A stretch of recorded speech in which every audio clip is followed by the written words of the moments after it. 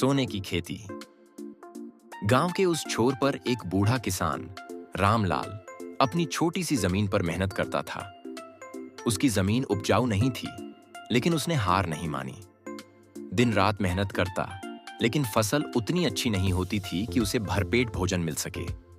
उसकी एक ही तमन्ना थी, अपने इकलौते बेटे सूरज के लिए एक अच्छी जिंदगी बना सके। एक दिन जब रामलाल अपने खेत में हल चला रहा था, तभी हल किसी ठोस चीज से टकराया। उसने जमीन खोदी तो चमचमाता सोने का एक सिक्का निकला। रामलाल ने सिक्का उठाया और सोचा, शायद किसी राजा का खजाना यहाँ गड़ा हो। वह और खुदाई करने लगा। कुछ ही देर में उसे और सोने के सिक्के और आभूषण मिले। उसकी आंखें खुशी से चमक उठीं, लेकिन साथ ही उसे डर भी लगा कि अगर गांव वालों को पता चला तो क्या होगा। उसने फैसला किया कि यह रहस्य किसी को नहीं बताएगा। रामलाल रात भर सोने के बारे में सोचता रहा। अगले दिन उसने गांव के बाहर वाले मंदिर में एक साधु को यह बात बताई। साधु ने मुस्कुराकर कहा, धन का सही उपयोग करो, तभी यह बढ़ेगा। इसे किसी को न बताना, लेकिन इसे खेती की तरह उगाने की कोशिश करो। रामलाल को यह बात समझ नहीं आई, लेकिन वह साधु की बातों पर विश्वास करता था। उसने सोने के छोटे छोटे टुकड़े अपनी जमीन में अलग अलग जगहों पर गाड़ दिए और फिर रोज की तरह खेती करने लगा। कुछ ही महीनों में उसकी जमीन हरी भरी हो गई। जहां पहले सूखी मिट्टी थी, वहां अब लहलहाती फसलें खड़ी थीं।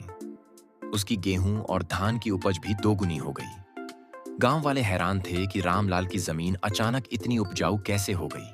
रामलाल खुद भी सोच में पड़ गया। क्या यह सोने का असर था, या साधु की बातों में कोई गहरी सीख छुपी थी? लेकिन वह चुप रहा और अपनी मेहनत करता रहा। एक दिन उसका बेटा सूरज गांव के लड़कों के साथ खेलते हुए खेत में जा पहुंचा। उसने जमीन खोदकर सोने का एक सिक्का निकाल लिया। खुशी खुशी उसने यह बात अपने दोस्तों को बता दी।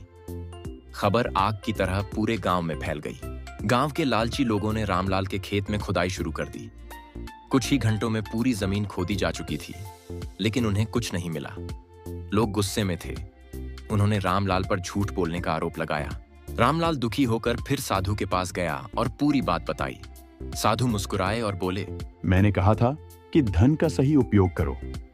तुमने सोने को जमीन में गाड़कर उसे विश्वास और मेहनत में बदल दिया।